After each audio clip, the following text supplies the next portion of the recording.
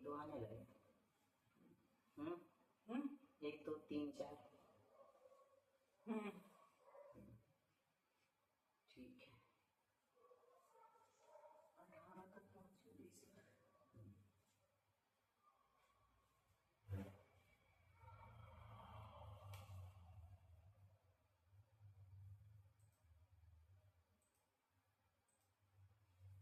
चलो मंगलाचरण करते हैं।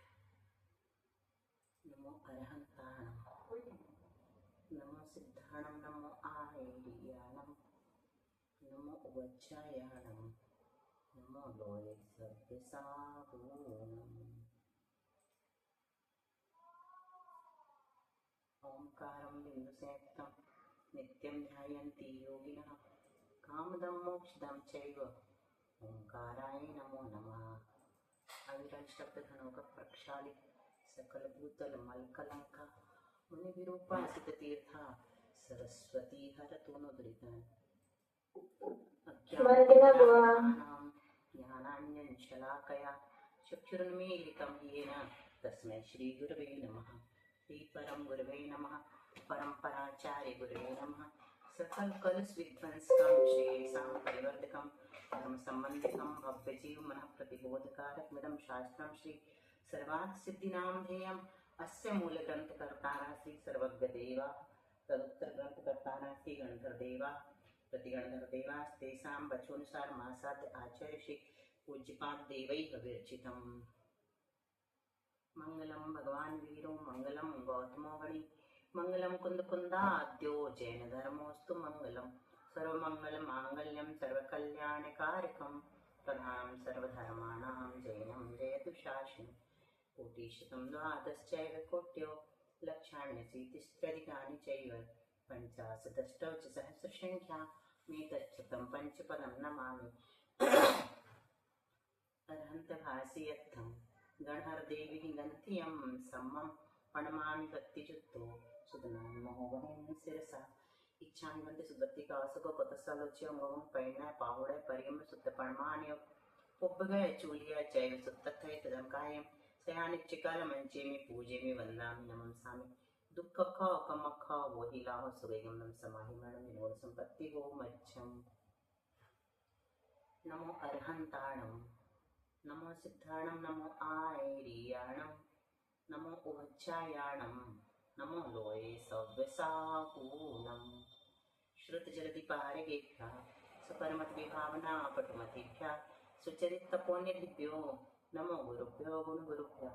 36 गुण समग्रे पंचविहाचार कर्ण सुंदरी से शिष्यानुग्रह कुशले धम्मायिरिये सदा वंदे गुरुभक्ति संयमेन यतरन्ति संसार सायरं घोरं छिन्नन्ति अट्टकं जम्मन मरणं न पावयन्ति ये नित्यं व्रतमन्त्रहोम निरता ध्यानाग्निहोत्राकुला षट्कर्मा विरतास्तपोधनदना साधुक्रिया साधवा शीलप्रावरणा गुणप्रहरणा चन्द्रार्कते ज्योतिका मोक्षद्वारकपाटपाटन भटा प्रीणन्तु मां साधव पूर्वा पान्तु नो नित्यं ज्ञानदर्शननायकः चारित्रार्णो गम्भीरा मोक्षमार्गोपदेशकः इच्छामि वन्ते आर्यभक्ति कावसको कोतसालोच्य सम्भनां समदस संसारे यत्तां पंचविहाचारणम् आयर्याणम् आयरादि सुज्ञानो वदेश्याणम् उवज्रायाणं तिर्यन्वन्पालं प्रयाणं सपसावनं नित्यकालं मंचे में पूजे में वंदामि नमंसामि दुःख को अकम खो वो हिला हो सुगम समाहि मरणं विनोद संपत्ति हो मच्छम। मोक्ष मार्गस्य नेतारं वेत्तारं कर्मभूभृतां ज्ञातारं विश्वतत्त्वानां वन्दे तद्गुणलब्धये। आचार्य पूज्यपाद स्वामी जी महाराज की जय। संत शिरोमणि आचार्य गुरुश्री विद्यासागर जी महाराज की जय। आचार्य गुरुश्री समय सागर जी महाराज की जय। आचार्य गुरुश्री प्रज्ञा सागर जी महाराज की जय। परम पूज्य गुरुश्री सरल सागर जी महाराज की जय। 3 कमलों करुणमणि महाराज की जय। द्वादशांग जनवाणी माता की जय। संपूर्ण कारिका माता जी की जय। गुरुमती दृढ़मती आदि सभी बड़ी माता जी की जय। चिंतनमती माता जी की जय। जय जयकार में ही हमारी जय जयकार छुपी है। यदि अपने आप पर विजय प्राप्त करना है तो खूब जय जयकार करो। क्या हो गया? सादर प्रणाम दीदी, सादर वंदना दीदी, सभी से सादर प्रणाम, सादर जय दीदी। ठीक है, सभी को जय दीदी, वंदना दीदी, चरण स्पर्श सहित जय दीदी। जय जिनेन्द्र आशीर्वाद यथायोग वंदना। ठीक है, चलो शुरू करते हैं। आज विशेष नहीं दिख रहा है। हाँ बुआ यही हूँ मैं। किसके में हो? छोटी दीदी के साथ, बुआ के साथ? चलो शुभी स्टार्ट। कनेक्ट नहीं हो रहा। मंगलाचरण से स्टार्ट। पहले अपन रिवीजन करते हैं सूत्रों का। तुमसे शुरू है, फिर उसके बाद एक्शन। सब सुनो ध्यान से, कहाँ कौन गलत करता है। चलो बोलो। मोक्षमार्गस्य नेतारं वेत्तारं कर्मभूभृतां ज्ञातारं विश्वतत्त्वानां वन्दे तद्गुणलब्धये। जो मोक्ष मार्ग के नेता है, कर्म रूपी पर्वतों के भेदता है, समस्त तत्वों के ज्ञाता है, ऐसे उन जिनेंद्र देव को उन जैसे गुणों की प्राप्ति के लिए मैं नमस्कार करती हूँ। सम्यक दर्शन ज्ञान चारित्राणि मोक्ष मार्ग। सम्यक दर्शन, सम्यक ज्ञान, सम्यक चारित्र, ये तीनों मिलकर के मोक्ष के मार्ग हैं। तत्वार्थ श्रद्धानम सम्यक दर्शनम, जो पदार्थ जिस रूप में अवस्थित है उसको उसी रूप में जानना एवं श्रद्धान करना सम्यक दर्शन है। तन्नि सर्गात् अधिगमाद् वा, वह सम्यक दर्शन दो प्रकार का है, निसर्गज और अधिगमज। जीवा जीवाश्रव बंध संवर निर्जरा मोक्षास तत्वम, जीव अजीव आश्रव बंध संवर निर्जरा मोक्ष, ये 7 तत्व हैं। नाम स्थापना द्रव्य भाव तन्यासः, नाम से, स्थापना से, द्रव्य से, भाव से सम्यक दर्शन और जीवादि के न्यास या निक्षेप किया जाता है। निर्देश स्वामित्व प्रमाण नयैरधिगमः, प्रमाण से और नय से सम्यक दर्शन आदि का ज्ञान होता है। निर्देश स्वामित्व साधनाधिकरण स्थिति विधानतः, निर्देश, स्वामित्व, साधना, अधिकरण, स्थिति और विधान से सम्यक दर्शन आदि का ज्ञान होता है। बहुत अच्छा। तुमने भी साधन को क्या बोल दिया आज? साधन। साधन है वो, साधना दीदी नहीं है। साधना बोल दिए। हाँ, आज तुमने भी बोल दिया। चलो अच्छा, और कौन बोलना चाहेगा? सूत्र के लिए भी चलेगा। हाँ, कौन ने? मैं ऐसा बोला करो, मैं सुनाऊं मेघा, मैं सुनाऊं श्रेयस, मैं सुनाऊं शैली, ऐसे। तो हमको पूछना नहीं पड़ेगा कौन बोल रहा है, ठीक है? क्योंकि तुम लोग दिखते तो हो नहीं हो, दिखो तो ज्यादा अच्छा है। हाँ बोलो, कौन ने कहा मैं सुनाऊं? शैली। तो अब तुमको सुनाना है 2 सूत्र, मंगलाचरण और 2 सूत्र, फिर वासु। आगे के मंगलाचरण का अर्थ याद है, बाकी 2 मतलब पूरे 7 सूत्र याद है, अर्थ याद नहीं। हाँ बस सूत्र ही बोलो फटाफट, क्विक रिवीजन है। मोक्ष मार्गस्य नेतारं वेत्तारं कर्मभूभृतां ज्ञातारं विस्तत्वानां वन्दे तद्गुणलब्धये।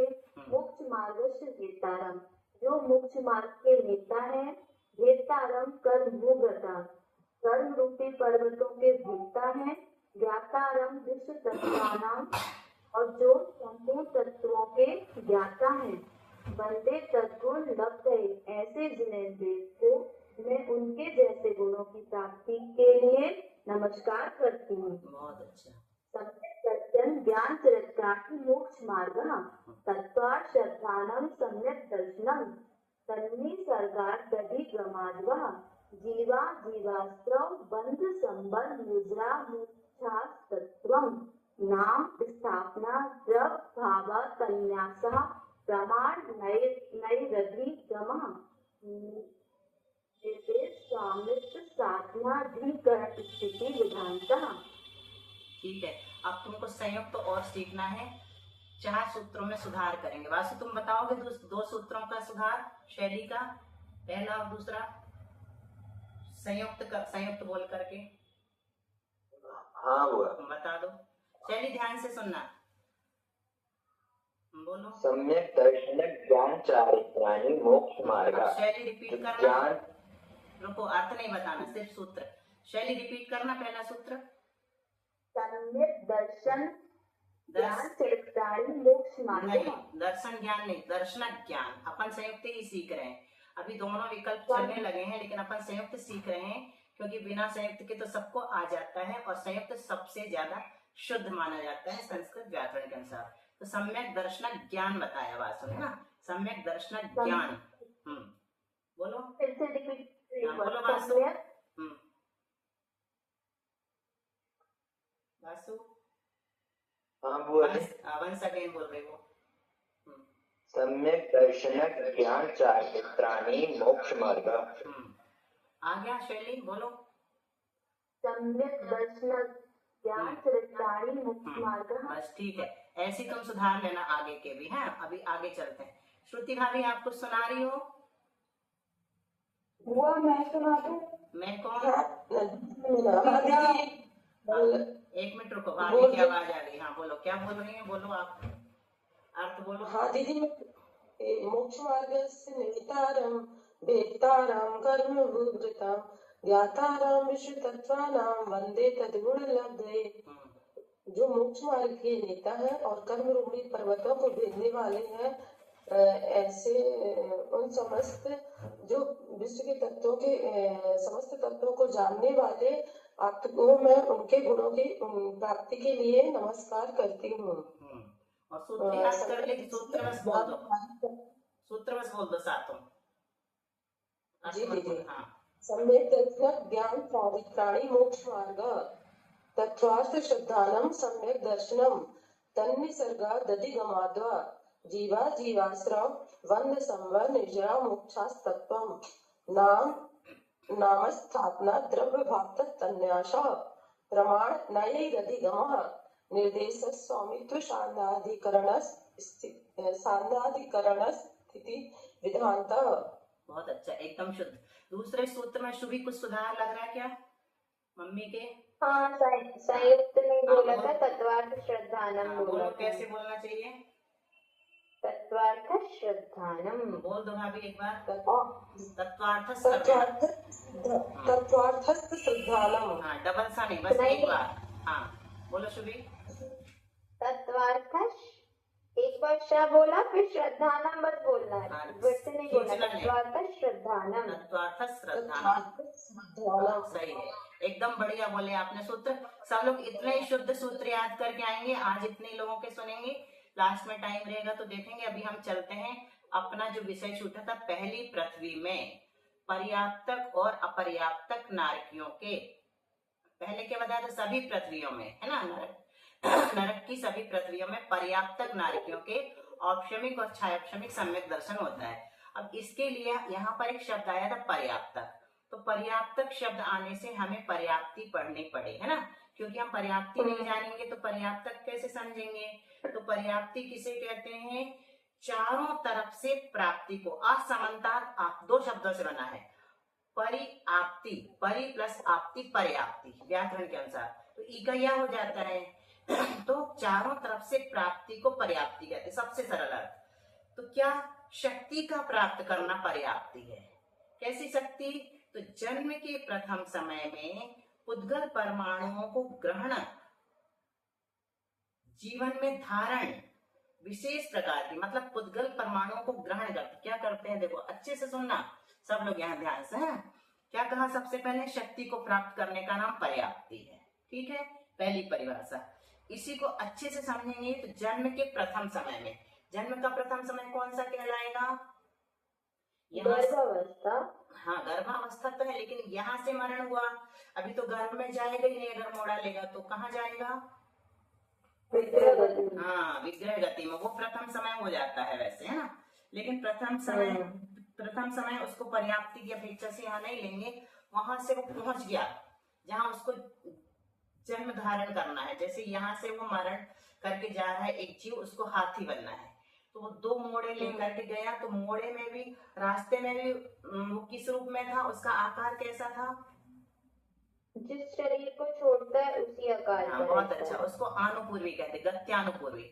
तो मनुष्य के आकार का हाथी है वो। अगर मनुष्य हाथी बनने जा रहा है तो उसको अपन क्या कहेंगे, हाथी बन गया वो, क्योंकि हाथी पर्याय में उसका जन्म कब हो गया, जिस समय यहाँ ये वाला शरीर छूटा उसी समय हाथी बन गया वो। तो अब उसको हम क्या कहेंगे, मनुष्य के आकार का हाथी, मतलब हाथी की पर्याय में उसने जन्म ले लिया, क्योंकि ये वाली पर्याय छूट गई ना, ये वाली पर्याय नहीं बची है। जिस समय उसके प्राण इस शरीर से निकले उसी समय ये वाला जीवन खत्म, आयु खत्म।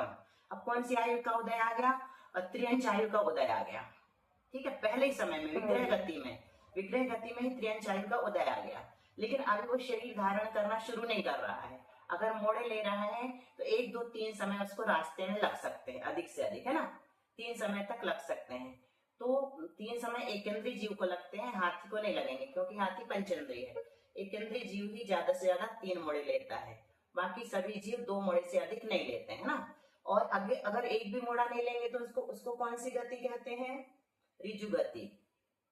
उसको कौन सी गति कहते हैं, ऋजु गति से जाता है जीव तो सीधे वहां पहुंच जाता है और पर्याप्ति धारण करना शुरू कर देता, ग्रहण करना शुरू कर देता। तो जन्म का प्रथम समय अपन लेंगे विग्रह गति के बाद, वहां पहुंच गया जहां उसको जन्म लेना है ना। यदि गर्भज है तो माँ के पेट में चला गया, और समूर्छन है तो वो आसपास के वातावरण से परमाणुओं को इकट्ठा करके शरीर बना लेता है। गर्भज और समूर्छन में अंतर पता है ना, 2 प्रकार के जन्म है ये। गर्भज मतलब माता पिता के संयोग से जिनका जन्म होता है रज और वीर्य के माध्यम से, उनको गर्भज कहते हैं। और जो मक्खी मच्छर आदि हैं, 2 इंद्री 3 इंद्री 4 इंद्री 1 इंद्री, ये सब समूर्छन जीव हैं, है ना। असंगी पंचेंद्री समूर्छन भी होते हैं, गर्भज भी होते हैं। लेकिन 1 इंद्री से लेकर 4 इंद्री तक के जीव नियम से समूर्छन होते हैं। समूर्छन होते हैं मतलब माता पिता से जन्म नहीं लेते। इतना समझ में आ गया सबको। मेघा बताओ 2 प्रकार के जन्म बताओ। अभी 2 ही उपपाद अभी छोड़ रहे हैं, अभी गर्भज समूर्छन, क्योंकि हम प्रसंगवश पढ़ रहे हैं।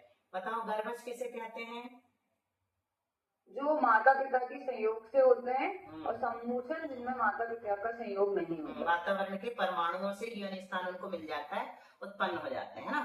तो कौन कौन से जीव गर्भज होते हैं और कौन कौन से समूर्छन शुभी? 1 इंद्रिय से लेकर 4 इंद्रिय तक नियम पूर्वक समूर्छन होते हैं। संगी असंगी पंचेंद्रिय में समूर्छन और गर्भज दोनों ही होते हैं। ठीक है, और संगी में सिर्फ मनुष्य में ही होंगे समूर्छन, है ना। मनुष्य जो है समूर्छन भी होते हैं और गर्भज भी होते हैं। लेकिन त्रियंच में जो है, संगी में भी त्रियंच में भी, मनुष्य त्रियंच में होंगे, है ना। देव और नारकी को अभी छोड़ देना, अभी अपन उनकी बात नहीं कर रहे, क्योंकि उनका उपपाद जन्म होता है। कौन सा होता है, उपपाद शैया में जन्म होता है, इसलिए उनको उपपाद जन्म कहते हैं। तो अभी यहाँ पर हमने 2 सीखे, ठीक है। तो ये जीव जो गया है हाथी बनने के लिए मनुष्य, वो जब तक पर्याप्ति ग्रहण करना शुरू नहीं करता उसको क्या कहेंगे, विग्रह गति कहेंगे। फिर वहां चला गया, अब वो पर्याप्तियां ग्रहण करेगा। तो अब जन्म का प्रथम समय वहां उसका शुरू हो गया, जब पहुंच गया तो उस समय वो क्या करता है, पुद्गल परमाणुओं को ग्रहण करता है। उनको हम क्या कहते हैं, आहार वर्णा कहते हैं। वर्णाएं 23 प्रकार की हैं, लेकिन अभी तुमको 23 प्रकार की नहीं बताएंगे। 6 पर्याप्तियों में से 3 प्रकार की वर्णाएं जरूरत पड़ेंगी। एक आहार वर्णा, दूसरी भाषा वर्णा, तीसरी मन वर्णा। अब वासु जल्दी से 6 पर्याप्तियों के नाम बता दो। आहार, शरीर, इंद्रिय, श्वास, बहुत बढ़िया, भाषा और मन। भाषा और मन, सब लोग तैयार है ना। अभी किसी से भी रिपीट करवाएंगे, ठीक है। तो पहला जो है आहार, पहली पर्याप्ति का नाम क्या है, आहार पर्याप्ति। तो क्या करेगा जीव, जन्म के प्रथम समय में जैसे ही वहां पहुंचा, समय आप समझ जाना है ना, समय बहुत छोटा होता है ना। इतना छोटा कि 1 सेकंड में असंख्यात समय हो जाते, इतना छोटा होता है। तो जन्म के प्रथम समय में पुद्गल परमाणु को वो ग्रहण करना शुरू कर देता है। इसलिए जीवन को धारण करने में विशेष प्रकार की पौद्गलिक शक्ति की प्राप्ति उसको करना है। उस शक्ति की प्राप्ति को ही पर्याप्ति कहते हैं। क्यों, अब जीवन धारण करेगा ना। जैन धर्म एक ऐसा धर्म है जो ये नहीं कहता है कि भगवान ने हमें बनाया है ना। सृष्टि का कर्तापन किसको मानते हैं, इसका कोई न कर्ता हर्ता अमिट अनादि है। जबकि दूसरे लोग क्या कहते हैं, भगवान ने बनाया है। तो हमारे यहाँ ये पर्याप्ति जो हम पढ़ रहे हैं, इसी से ही सिद्ध हो जाता है कि भगवान ने हमको नहीं बनाया है। हम स्वयं दूसरे भाव में जा करके अपने योग्य पुद्गल परमाणुओं को ग्रहण करते हैं, उसको पर्याप्ति कहते हैं। ठीक है, शरीर बनाने के योग्य पुद्गल परमाणुओं को ग्रहण करने का नाम पर्याप्ति है। और वो कब से शुरू हो जाता है? जीवन के प्रथम समय से। कोई बताएगा पर्याप्ति किसे कहते हैं? नीतू लेट आई, श्रुति वाली, शालू। हाँ दीदी, जो प्रथम समय में पुद्गल परमाणुओं को ग्रहण करता है, तो पौद्गल शक्ति को प्राप्त शक्ति को प्राप्त करने का नाम ही पर्याप्ति है। ठीक है, अब 6 प्रकार की पर्याप्ति एक बार आप भी बोल दो, आपका श्वासोच्छ्वास सुन ले। हाँ दीदी, 6 प्रकार की आहार, शरीर, आहार, शरीर, इंद्रिय, भाषा, श्वासोच्छ्वास और मन। भाषा को पहले क्या? कौन में? सुनो, आज ही नियम बना दिया कि मैं बोलूं के बाद नीतू भी बोलना है। दीदी मैं बोलूं नीतू ऐसा, तो हमको पूछना नहीं पड़ेगा बार बार, है ना? हाँ चलो बोलो नीतू। हाँ नहीं सॉरी नहीं, ठीक है। आहार, शरीर, इंद्रिय, श्वासोच्छ्वास, भाषा और मन। हाँ चलो, अब बहुत अच्छा। अब पढ़ते हैं आहार पर्याप्ति किसे कहते हैं। पर्याप्ति तो समझ में आ गई ना, तो आहार पर्याप्ति किसे कहते हैं? ध्यान से सुनना, ये जरूरी है। एक शरीर को छोड़कर नवीन शरीर के साधन भूत, अब हम क्या करेंगे? नवीन शरीर बनाएंगे तो उसके लिए साधन इकट्ठे करने पड़ेंगे ना, तो वो साधन क्या है? 9 कर्म वर्ण है। देखो ऐसे उदाहरण से समझो, जैसे तुमको एक मकान बनाना है, तो मकान बनाने के लिए तुम प्लान करोगे, तो फिर साधन जुटाओगे, तो उनको ग्रहण करोगे, तो ग्रहण करने की शक्ति होगी तब तुम मकान बनाना सोचोगे। तो पहले तो शक्ति की प्राप्ति हो गई तुमको, है ना, कि मुझे मकान बनाना है, मतलब शक्ति मिल गई। तो जिन 9 कर्म वर्णाओं को जीव ग्रहण करता है, उन वर्णाओं के परमाणुओं को ठोस और तरल रूप में, मतलब सॉलिड और लिक्विड रूप में परिवर्तन करने के कारण वो जीव की शक्ति की पूर्णता को आहार पर्याप्ति कहते हैं। थोड़ा लंबा है लेकिन सुन लो। एक शरीर को छोड़कर नवीन शरीर को धारण करना, यहाँ तक तो अपने को पता है। उसके लिए जिन 9 कर्म वर्णाओं को जीव ग्रहण करता है। 9 कर्म वर्णा क्यों किया? 9 कर्म किसे कहते हैं शालू? शरीर को। 9 कर्म शरीर को कहते हैं, तो 9 कर्म वर्णा ग्रहण करेगा, कर्म वर्णा ग्रहण नहीं करेगा, है ना। कर्म वर्णा तो कार्बन शरीर कहलाता है, कार्बन शरीर अलग चीज है। अभी वो 9 कर्म वर्णाओं को ग्रहण करेगा, तो उन वर्णाओं के परमाणुओं को वो 2 रूप में परिणमन करता है। वो जो परमाणु ग्रहण किया ना उसने, वो 2 रूप में परिवर्तित करेगा। कौन कौन से? एक तो ठोस और एक तरल, मतलब सॉलिड और लिक्विड। उसको खल रूप भी कहते हैं और रस रूप भी कहते हैं, दूसरे जीव कांड आदि ग्रंथ में खल रूप और रस रूप। और हम यहाँ क्या कह रहे हैं? ठोस रूप और तरल रूप।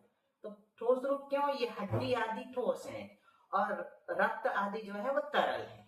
तो अपने को हड्डी भी बनाना है और ब्लड भी बनाना है ना।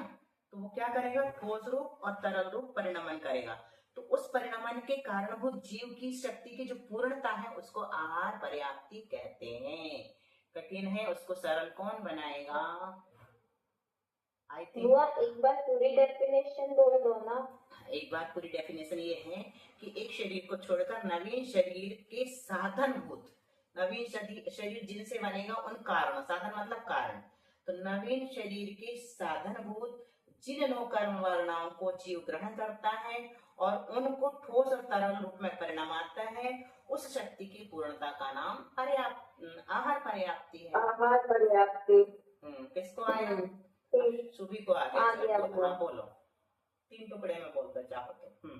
हाँ, पुराने शरीर को छोड़कर नए शरीर को ग्रहण करना है। उस नए शरीर को बनाने के लिए जो 9 कर्म वर्गणाओं को वो संचय करता है, वो 2 प्रकार से करता है, तरल और ठोस।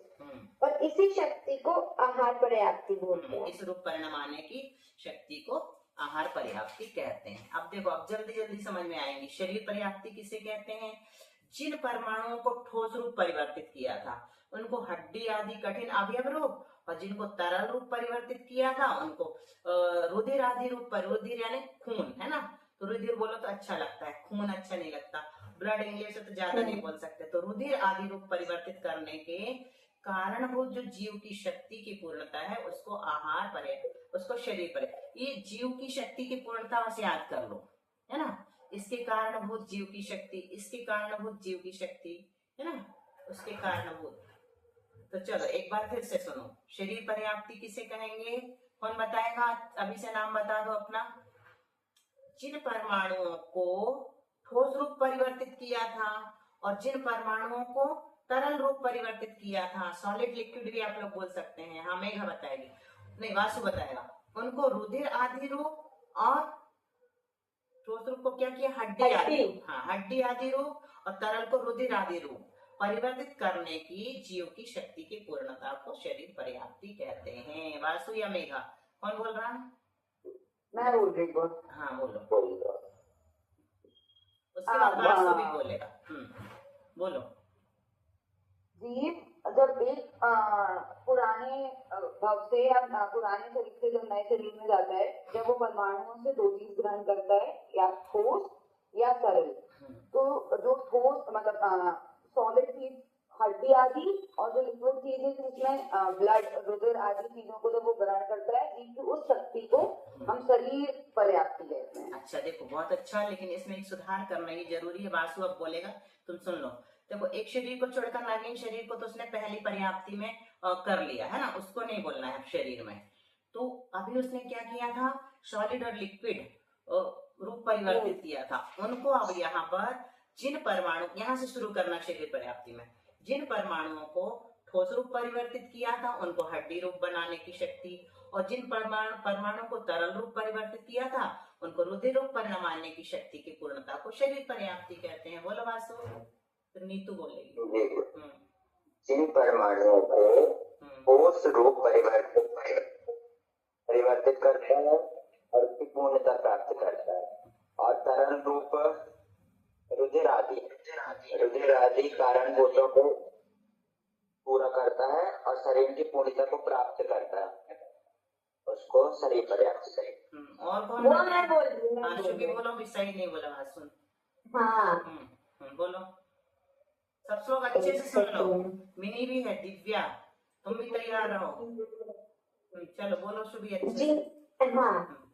जिन परमाणुओं को ठोस रूप में ग्रहण करता है उनको हड्डी रूप परिणमाने की शक्ति, और जिन परमाणुओं को तरल रूप ग्रहण करता है उनको रुधिर रूप में परिणमाने की जीव की शक्ति को शरीर पर्याप्ति कहते हैं। ठीक है, शक्ति की पूर्णता, शक्ति की पूर्णता को। हाँ अच्छा, और ग्रहण नहीं लाना है अपने को, परिवर्तित किया था।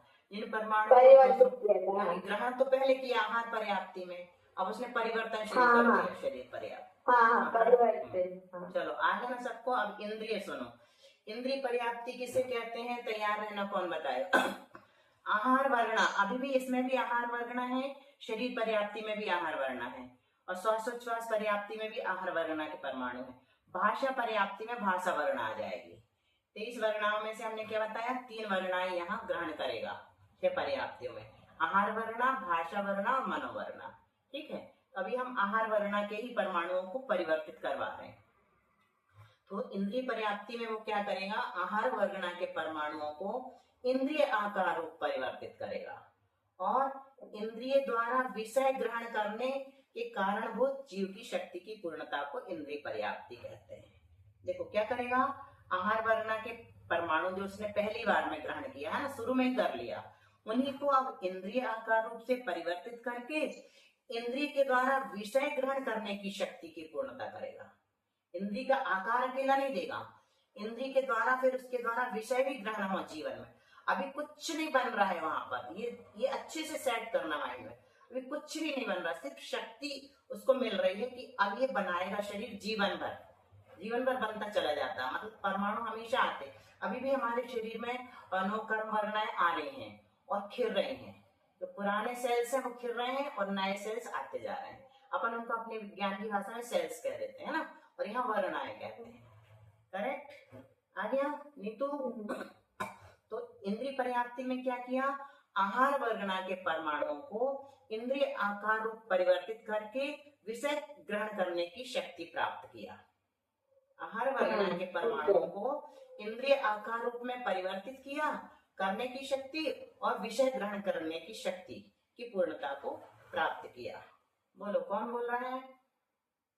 दीदी प्रज्ञा। हाँ चलो श्रुति भाई बोल रहे हैं। जो फटाफट बोले मैं बोलूं उसको आगे दो। इंद्रिय पर्याप्ति आहार वर्णना के परमाणुओं को जो इंद्रिय आकार रूप में परिवर्तित करके विषय ग्रहण करने की शक्ति प्राप्त करेगा। हाँ, बिल्कुल सही, एकदम सही। चलो अब श्वासोच्छ्वास सुन लो। ऐसे अपने शब्दों में समझो। पर्याप्ति अपने को कोई कभी नहीं बतानी पड़ेगी, सिर्फ ये दिमाग में अपने को रहना चाहिए कि एक जीव दूसरे जन्म में जाकर के क्या करता है, इतना थोड़ा सा आभास होना चाहिए। ज्यादा शब्दों से ये प्रोसेस है वो। बस प्रोसेस है। इस प्रोसेस को बस समझ लो तो अपना उतना काम चल जाएगा। ज्यादा कुछ भी नहीं करना है। तो अपने को इनके माध्यम से सिर्फ इतना समझना है कौन सा जीव पर्याप्त है और कौन सा जीव अपर्याप्त है। बस उसके लिए अपन इतना पढ़ रहे हैं, है ना। ये करना दीपक का विषय। चलो श्वासोच्छ्वास पर्याप्ति के लिए तैयार रहो। कोई भी आहार वर्णा के परमाणुओं को, वो तो हर एक में लग जाएगा विचार तक, है। आहार वर्णा के परमाणुओं को श्वासोच्छ्वास रूप से, देखो जिसका श्वासोच्छ्वास शब्द गलत हो ना, वो श्वास और उच्छ्वास अलग अलग बोला करो। श्वास उच्छ्वास रूप से लगे ही नहीं रहना कि हमने अलग किया। श्वास उच्छ्वास रूप से परिवर्तित करने के कारण वो जीव की शक्ति की पूर्णता को श्वासोच्छ्वास पर्याप्ति कहते हैं। क्या? आहार वर्णा के परमाणुओं को श्वासोच्छ्वास रूप से परिवर्तित करने की शक्ति। बस इसको क्या कहा? आगे आवाज बासु की तरफ से आज आवाज वो हो रही है ना, इको कर रही। चलो और कोई बोलो। श्रेयस चुप बैठे हैं, कहाँ है श्रेयस? बुआ जी मैं बोलूं शालू? हाँ बोलो शालू। आहार वर्णा के परमाणु को श्वासोच्छ्वास रूप में परिवर्तित करने की शक्ति को श्वासोच्छ्वास पर्याप्ति कहते हैं। बिल्कुल ठीक है। भाषा पर्याप्ति किसे कहते हैं? अब आ जाओ भाषा वर्णा के परमाणुओं को वचन रूप परिवर्तित करने की शक्ति को, शक्ति की पूर्णता को भाषा पर्याप्ति कहते हैं। कोई बोलेगा? आहार वर्णा के परमाणुओं को वचन रूप परिवर्तित करने की शक्ति की पूर्णता को। नीतू अनम्यूट नहीं हुआ। शुभी फटाफट बोलने वाले। आहार वर्णा के परमाणुओं को वचन रूप परिवर्तित करने की शक्ति को भाषा पर्याप्ति कहते हैं। बहुत अच्छा। बोल देना हुआ। आहार वर्णा के परमाणुओं को वचन रूप परिवर्तित करने की शक्ति को भाषा पर्याप्ति कहते हैं। बिल्कुल ठीक। मन पर्याप्ति किसे कहते हैं? मनोवर्णा के परमाणु लेना आप। इसको ध्यान से सुन लो सब लोग। मनोवर्णा के परमाणुओं को हृदय स्थान में 8 पंखुड़ी के कमलाकार रूप मन कैसा है? हमेशा आएगा ये पढ़ने में कि 8 पंखुड़ी वाला कमल है अपना। यहाँ जैसे अपने ये कान है ना, इसका शेप जैसा है, ये कान का शेप है। ऐसे हृदय जो द्रव्य मन है उसका शेप कैसा? 8 पत्ते वाले कमल के समान है। तो क्या कहा? मनोवर्णा के परमाणुओं को हृदय स्थान में 8 पंखुड़ी के कमलाकार मन रूप परिवर्तित करने की शक्ति को क्या करते हैं? और फिर उसमें विचार करने की शक्ति को, शक्ति की पूर्णता को मन पर्याप्ति कहते हैं। 8 पंखुड़ी रूप कमल के आकार में परिणाम आना और विचार करने की शक्ति की पूर्णता, 2 चीज है इसमें। बोलो कौन बोल रहा है? मनोवर्णा के परमाणुओं को 8 पंखुड़ी के कमलाकार रूप और विचारने की शक्ति के साथ परिणामाने को मनोवर्णा कहते हैं। बहुत अच्छा। ये हो गई अपनी पर्याप्तियां। तो अब ये पहली लाइन समझ में आ गई होगी तुम लोग को कि सभी पृथ्वियों में पर्याप्तक जो नारकी होते हैं, मतलब जिनने ये सभी पर्याप्तियां पूरी कर ली है, ऐसे जो नारकी जीव हैं वो उनको 2 प्रकार का सम्यक दर्शन होता है। कौन सा? एक तो औपशमिक और दूसरा छायोपशमिक। औपशमिक सम्यक दर्शन अपन सुन चुके, 3 प्रकार के सुने हैं। इसमें एक कौन सा नहीं आया है नाम? शायिक, है ना। हाँ, तो उनमें से छायिक नहीं होता है। किसको नहीं होता है? सभी पृथ्वियों में। हाँ होता तो है, लेकिन सभी पृथ्वियों में नहीं होता है। तो कहाँ होता है? वो सिर्फ पहली पृथ्वी में होता है। यहाँ सभी पृथ्वियों की बात कही है, ये लिखा है ना। नरक गति में सब शब्द डाला है। सब पृथ्वियों में, तो सब पृथ्वियों में 2 ही होंगे। सब पृथ्वियों में जो पर्याप्तक नारकी हैं उनको 2 प्रकार के सम्यक दर्शन होते हैं। तो सब पृथ्वी में से जब पहली पृथ्वी को अलग से बताएंगे तो उसमें 3 प्रकार के बता देंगे, 6 भी बता देंगे। तो ये वाली लाइन आज अच्छे से समझ में आ गई ना सबको कि पर्यक्षों पर्याप्तियों को पूर्ण जिसने कर लिया है, ऐसे नारकी जीवों को औपशमिक और छायापशमिक दो प्रकार के सम्यक दर्शन हो सकते हैं, है ना। चलो आ गए यहाँ तक समझ में। अब ज्यादा आज इसलिए नहीं बताएंगे क्योंकि फिर वही हो जाएगा, भारी भारी है बुआ, भारी भारी। थोड़ा सा भारी है, फिर तो ऐसा बिल्कुल फूलों जैसा। बहुत अच्छी अच्छी बातें पता चली ना आज तुम लोगों को।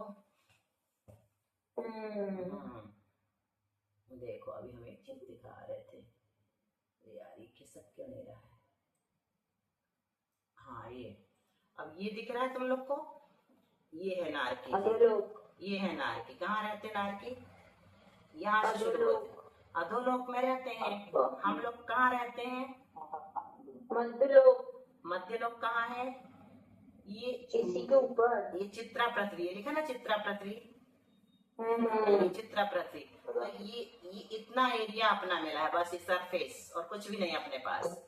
ये सब नीचे के भाग मल्टी कलर में है वो चित्र पृथ्वी नहीं, ये ऊपर का सरफेस बस। ये लिखा ना यहाँ एरो है ना, ये मल्टी कलर में। तो ये अपना खर भाग है। खर भाग में रहते हैं 7 प्रकार के व्यंतर और 9 प्रकार के ज्योतिष देव, भवनवासी। ये खर भाग लिखा ना। तो पहली पृथ्वी कहाँ से कहाँ तक है? यहाँ तक, यहाँ से लेके यहाँ तक की पहली पृथ्वी है। इसके 3 भाग है, खर भाग, पंख भाग और अबबहुल भाग। तो ये जो पहली पृथ्वी का जो ऊपरी हिस्सा है ना, उसमें अपन रहते हैं, उसका नाम है चित्रा पृथ्वी। और ये कितनी है? 1000 योजन मोटी है, इसमें अपन रहते हैं। तो यहाँ जो पहले नरक के नारकी है ना, ये यहाँ से शुरू होते हैं। अबबहुल भाग, पहली पृथ्वी के 3 भाग बताओ। अभी हमने बताया, कौन बताया? पर पंख अबहुल।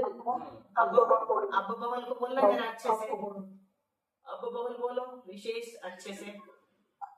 अबबहुल। हाँ अबबहुल लिखा है। हाँ सुनो, तो ये खर भाग का जो मतलब, ये खर भाग जो है ना, चित्रा पृथ्वी का निचला हिस्सा है। मतलब चित्रा पृथ्वी के निचले वाले हिस्से को खर भाग कहते हैं। और यहाँ क्या रहते हैं? कोई कुछ बोल रहा है? भवनवासी और व्यंतर। हाँ, 7 प्रकार के व्यंतर और 9 प्रकार के भवनवासी यहाँ रहते खर भाग में। और 1 प्रकार के व्यंतर और राक्षस नाम के, और 1 प्रकार के भवनवासी असुर कुमार नाम के, वो इस पंख भाग में रहते हैं। और अबबहुल भाग में सब नारकी रहते हैं। तो अभी हमने इसका पढ़ा है, ये वाले अबबहुल भाग में नहीं, इसका नहीं, सभी पृथ्वी का पढ़ा है अपन ने यहाँ तक, महात्मा तक। और ये सबसे नीचे जो है ना, ये कलकला पृथ्वी है। ये कलकला में नारकी नहीं रहते, एक राजू है ये। और यहाँ पर सिर्फ निगोदिया जीव रहते हैं। यहाँ तक 6 राजू है, और ये 1 राजू पूरा उन लोगों को दे दिया, निगोदिया जीवों को दे दिया। यहाँ तक पूरे निगोदिया जीव रहते हैं। तो ये धीरे धीरे अपन इसको समझेंगे, फिर 3 लोग का भी समझेंगे। अभी आज ज्यादा नहीं, कल वाली चिन्वाणी स्तुति कर लो शुरू अच्छे से, क्योंकि कल बंद हो गया था। शास्त्र पठन में मेरे द्वारा यदि जो कहीं कहीं प्रमाण प्रमाद से कुछ अर्थ वाक्य पद मात्रा छूट गई, सरस्वती मेरी उस त्रुटि को कृपया क्षमा करे और मुझे कैवल्य धाम में मां विलंब धरे। वांछित फलदात्री चिंतामणि सदृश मात तेरा, वंदन करने वाले मुझको मिले पता मेरा। बोधि समाधि विशुद्ध भावना आत्म सिद्धि मुझको मिले और मैं पा जाऊं मां मोक्ष महासुख को। बोधि समाधि परिणाम शुद्धि स्वात्मोपलब्धि सिद्ध सौख्य सिद्धि, चिंतामणि चिंतित वस्तुदाने स्वामंद मानस नमस्तु ते। आचार्य पूज्य पद स्वामी की जय, सर्वार्थ सिद्धिवान ग्रंथ की जय। देखो कठिन पढ़ने में और ज्यादा आनंद आया है ना, कि नहीं आया? 9 बार नमस्कार पढ़ के बता सकते सब लोग। जितना ज्यादा कठिन पढ़ेंगे ना, आनंद उतना बढ़ेगा, क्योंकि ज्ञान समान न आन जगत में सुख को कारण। सुख को कारण। जो जो ज्ञान होगा ना अपना सुख उतना उतना बढ़ता बढ़ता बढ़ता चला जाएगा। इसलिए छोटा छोटा ज्ञान तो अपन को है, थोड़ा बड़ा बड़ा और कर लें, घबराना नहीं बच्चों। धीरज रखना है ना। दीदी एक कहानी बता दो ना, बताओ दर्पण वाली। बताओ तुम, अच्छी आवाज है। नहीं तुम बता, अच्छी आवाज है कहानी बता दो कहानी। अब वो बंद हो जाएगा आज। बता देना। हाँ मीना दीदी सागर वंदना, मीना दीदी, अमिता दीदी, प्रभा आधा दीदी, मिनट बचा सभी है। सागर वंदना, सागर प्रणाम। आपको भी वंदना। अरे साधना भी तो है, साधना निर्वाणी स्तुति कल से अच्छी अच्छी याद करके सुनाओ। याद तो है ही तुम्हें, तुम्हें तो कुछ करना ही नहीं। 1 by 1 पहले आवाज सुना दिया करो अपनी, तो याद रहेगी कि साधना यहाँ है।